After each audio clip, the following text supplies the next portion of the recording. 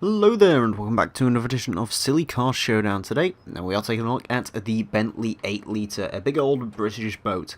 This car was requested by Reverse Gear, and it is from the good old days of motoring where they'd give you a chassis and then you had to find a coach builder to build the bodywork. If you want to find out more about the 8-litre, Clarkson did a voiceover for the Forza Motorsport 4 Forza Vista, which contained this car. And he went on about it. It's a pretty magnificent story. The 8-litre is unfortunately a car which is kind of forgotten about in today's modern climate, but nevertheless, we will add some relevance to it today. Now, as much as I would love to use the stock 8-litre engine in this vehicle, it can make a maximum of 400 horsepower with the supercharger, so we are going to need to do an engine swap, and our candidates are as such. A 3.2-litre inline-6 from a plebeian BMW, a 6.2-litre V8 from a plebeian Chevrolet, a 5.2-litre V10 from an Audi, and a 6.5-litre V12. Out of all of these engines, I think I'm going to go for the V10. Unfortunately, it's not the Viper V10, which would make more sense, but never mind. Anyways, of course, we cannot swap the driveline, so it has to make do with what it has, and we can't use any of the Forza Aero. I have literally no idea how that's supposed to work. We can't use any of the Forza Aero, which is fine by me because it all looks ridiculous. So there we go. Now we come to my biggest potential issue with this car. Tyres. I'm not expecting big tyre. Oh god, it's 175s. 225s. And is it the same on the... Yeah. Yeah. It's not going to be good. I don't expect this car to be quick. But then again, I'm sure that's not the reason it was requested. It was requested to be stupid, and I'm sure it will be very stupid indeed. Does that sort out some of that front... No, it doesn't. The front camber looks absolutely ridiculous on this car. Also, that launch stack is not filling me full of confidence, but still. We will do the weight reduction, probably get a hell of a lot of weight out of this car.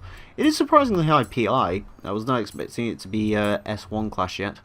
Maybe should have put the V12 in it, but of course we had the Gremlin, the V12 Gremlin, so I decided to go ahead and not use that. We haven't had a car use this Audi V10 yet, so may as well. And considering Bentley is kind of owned by the Volkswagen Group, which owns Audi, I guess it's a nice little bit of symmetry. But anyways, Jesus Christ, this engine makes more power than I remember. 1,212 horsepower, 831 foot-pound torque, 3,846 pounds of weight.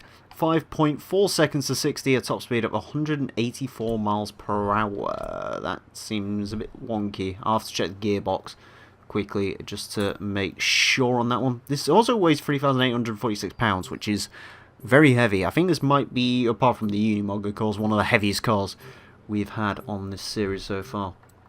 I will just quickly check that gearbox. So being that's ridiculous. We are going to drag that in a little bit. That's not correct. There we go. Should be a little bit better for it now. I will only tune the cars in exceptional circumstances, but even that's just ridiculous. But anyways, even with gearbox tuning, I don't think it's going to help the big old Bentley out that much. I don't expect this to be a particularly quick car, but it will be a very British conquest around the course. Let's go see how many tons of death it can deal. So here we are at the track in our Bentley 5.2-litre. I don't know, the displacement upgrade probably changed it, but yeah, anyways, the Bentley is going to have 5 laps to set the best time it possibly can. Our current leader is the Alfa Romeo Stelvio with a 143.204. The Bentley unlikely to beat that. I'm not actually sure what the hell the Bentley is going to do. It depends on how bad the handling is. And I'm not expecting good things from it. Maybe the Super Deluxe, it's the slowest of all the normal cars we've had, a 153 5.7-13. I have a feeling that might actually get some company thanks to this one. Then again, this does have like 300 more horsepower than that did, so yeah, maybe not so much, but we'll have to wait and see. It's starting off ridiculous, I can tell you that much. Oh god. It feels very floaty, and the tyres do not feel good. It's kind of like it drives on ice, which isn't particularly a good thing, but you know, it sure is. Oh god, it's just very floaty, very weird. It's not massively quick as well.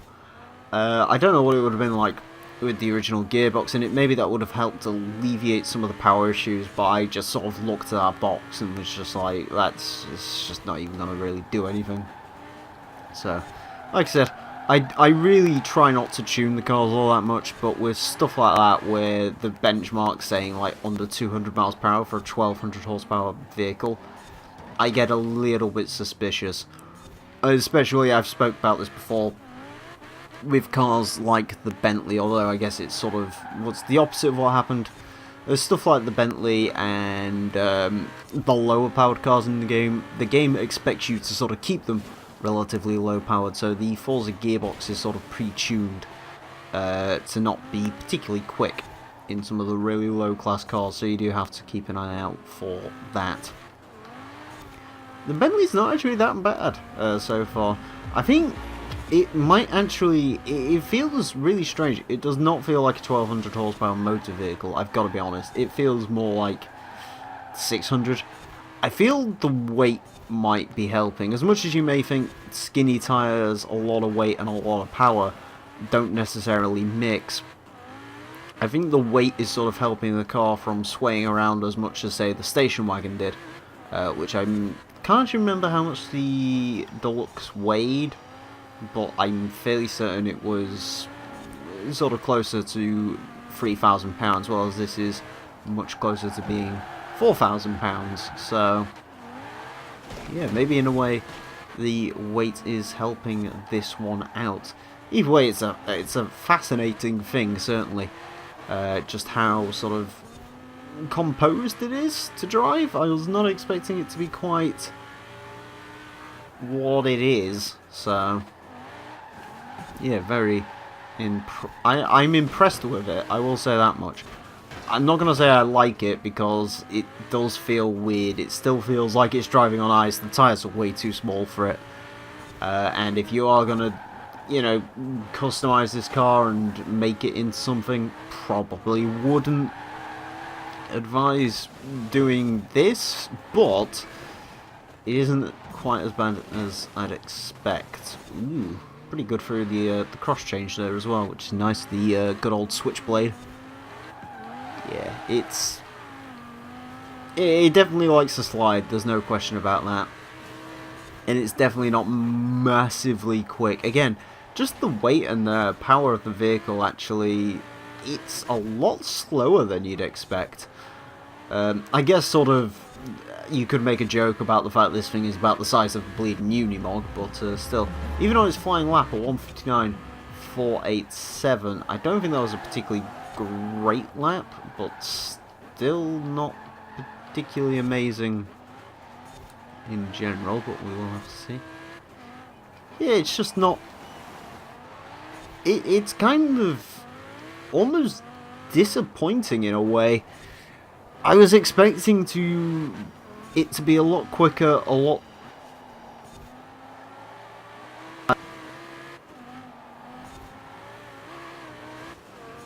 It sort of more just feels like it's down on power. It feels more like it's a 500 horsepower vehicle than one with 1200 horsepower. So yeah, bit of a strange one, really. The Bentley.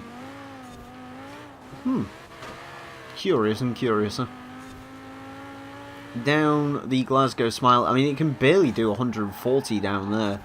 And as we've discussed before, you know, a lot of cars down there are getting 150. 150 seems to be about the average, and then you got stuff like the Stelvio and the GT40, which can go closer to 160 down there. So the fact that Bentley can't do it is a little bit disheartening, I guess. Because like I said, I was expecting a really quick straight line car, but not particularly great things through the corners, but it actually just turned out to be a bit naff at both. There's not really much more to say on the case of the old Bentley. I will say, as soon as I saw someone request the 8-litre, I was like, I've got to have a go with that. Because it is going to turn out silly. There's no way it could be sane.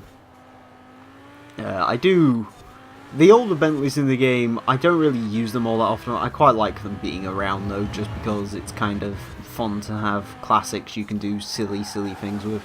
Like in real life, no one would ever stick a V10 in a Bentley 8-litre, you know, sort of an Audi Lamborghini V10 into one of these things, but, you know, I guess it's almost a resto mod, but not really.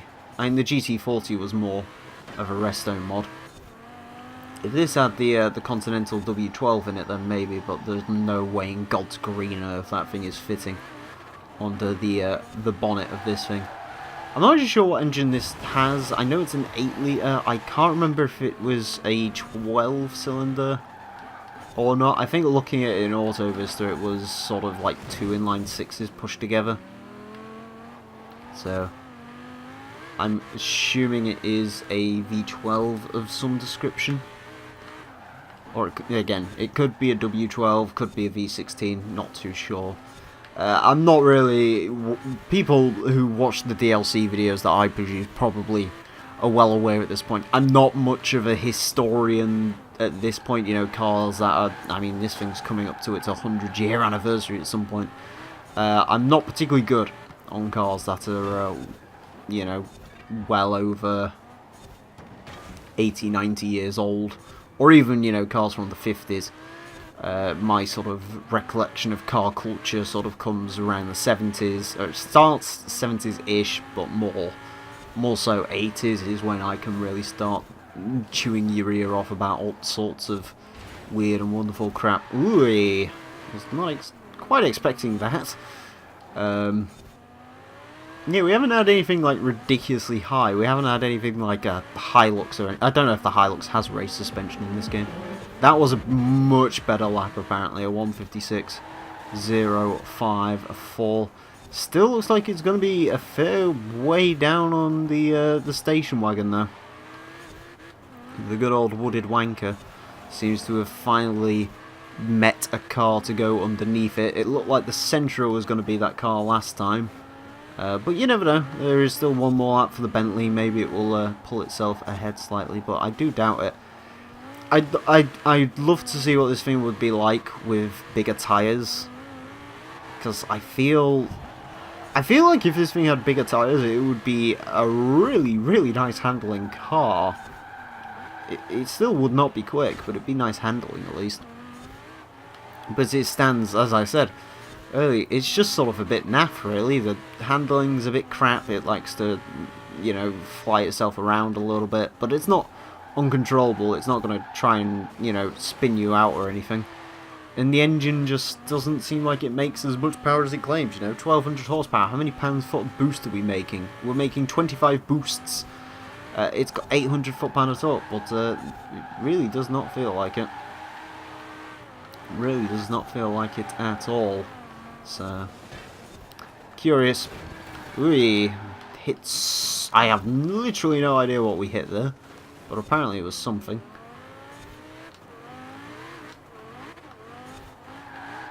Yeah, it's just sort of. It's silly. Again, it's stupid. Don't get me wrong. It is perfect for Silly Car Showdown, but in terms of you want my actual faults on it, it's just. It's just I've driven sillier stuff than this, and I've driven more surprising stuff, and yeah, it is what it is. But anyways, the Bentley probably would have been quicker if we had gone ahead and, or it probably would have been quicker if we hadn't hit that barrier, but I still don't think it would have been enough to get close to the Woody wagon. the Bentley 8-liter, or I'm just going to call it the Bentley whatever capacity it currently has. It's probably like a 6-liter or something. It goes into it goes into 156th place. It goes into 10th place with a 156.05. It is just over 2 seconds down on the Ford Super Deluxe wagon. It is 11 seconds, almost 12 seconds up on the Unimog. It's obviously not. It's obviously going to be quicker than the Unimog. But yeah, it is now our slowest car. I don't think there's much of a surprise, but it's a slow car for...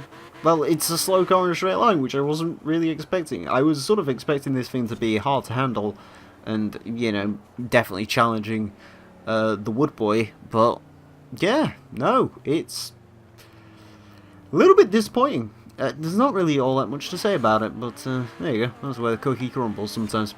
Anyways, thank you all very much for watching this edition of a Silly Car Showdown. If you'd like to request cars for this series, you can do so in a couple of ways. One way is to comment on the video, either on my channel or on HD Central. Alternatively, you can go into my Discord, link in the description below, and put your request in the requests form, which I would prefer because it keeps everything in one nice, concise place. If you have enjoyed this video and you're watching on HD Central, you can come over to my channel for some subpar 6 out of 10, more 5 out of 10 content on a daily basis, and you'll see these videos a day earlier if you so desire. And other than that, thank you all very much for watching, and until next time, farewell.